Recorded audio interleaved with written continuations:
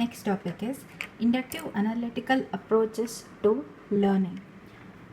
So, what are the different approaches in learning we are going to study here? In the sense, we know that while learning is needed, the machine is going to learn and it is going to perform the task automatically, and thus it performs the classification or it performs the prediction.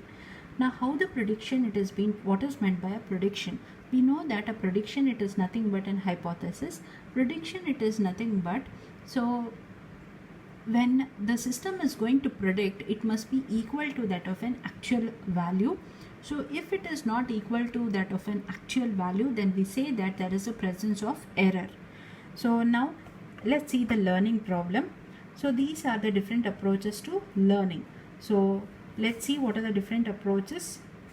So understand a learning it is nothing but the machine it is going to learn the task, it is going to learn the training example, and then by using that it is going to, since it is an analytical, if it was an inductive learning, it is going to use a training examples and then it performs the prediction. Since it is an analytical learning, it is going to learn the explanation of these training examples and thus performs the prediction. So let's see the learning problem. So first, given is a set of training example D. So the training examples, set of training example, in the sense it is a database, means this complete database it is denoted by the letter D. Not only one particular training example, that is not only one row, the complete, that is a set of training example, it is nothing but capital letter D. So possibility containing an error. Next, we are considering a domain theory that is denoted by the letter B containing an error. Next, the space of a candidate hypothesis H. So this is a hypothesis space H where it is a collection of an different hypothesis or the predicted values. So now what you have to determine is the hypothesis in a complete set of hypotheses that best fit the training example as per the domain theory. So this is our aim, is to best fit the training example that fits our domain theory. Now what is meant by a best fit hypothesis? The best fit hypothesis, it is nothing but where we have a zero errors, in the sense the predicted value it is equal to an actual value. Suppose if I take an example of I'll expect or I'll predict that I'll get 100% results, but some students fail and I'll get 90% results, then my predicted value was 100% but my actual value is 90%, which is not matching. So that's why I say that there is an error in my prediction. So that is called as a best fit hypothesis.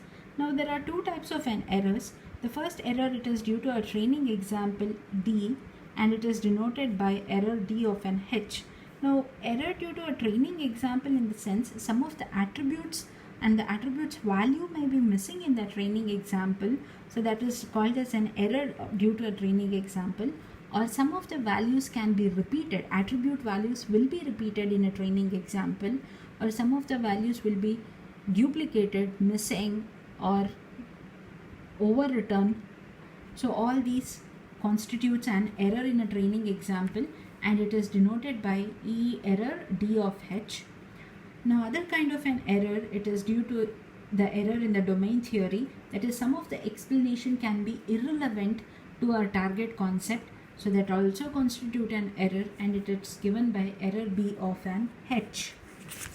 So now what is the total error?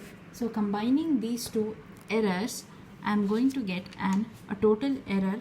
The total error here, it is nothing but argument minimum H belonging to H, means my candidate hypothesis, it is candidate hypothesis in the sense the hypothesis of an individual training example belonging to a complete set of a hypothesis, KD error D of H plus KB error B of H. So this is for the training example and this is for the domain theory. What is KD and KB? KD and KB are the weights. So KD and KB are the weights that is being present for the training example and an domain theory. So now how to calculate this KD and KB? So it is not clear that what values to assign to a KD and KB to specify the relative importance of fitting the data versus fitting the theory. Correct? So if we have a very poor theory, in the sense, if we have a very poor explanation and we have a great deal of reliability of a data, means great usage of a data, then it will be a best to weight error D of H. And suppose in case we have a strong theory or a strong explanation and a small sample of a noisy data, then it gives a best result to assign the weight of error D of H. In the sense, it is KB. So understand. So this is an error we have got by combining both the errors, that is an error of a training example, set of a training example, that too, and error B, it is due to a domain theory. So now this KD and KB are the different weights. Now how to assign this weight? What is the value of a weight? Let's see it. So suppose if we have a very poor theory, in the sense very poor explanation of the training examples, but we have a great reliability of the usage of a data, then in that sense it is KD.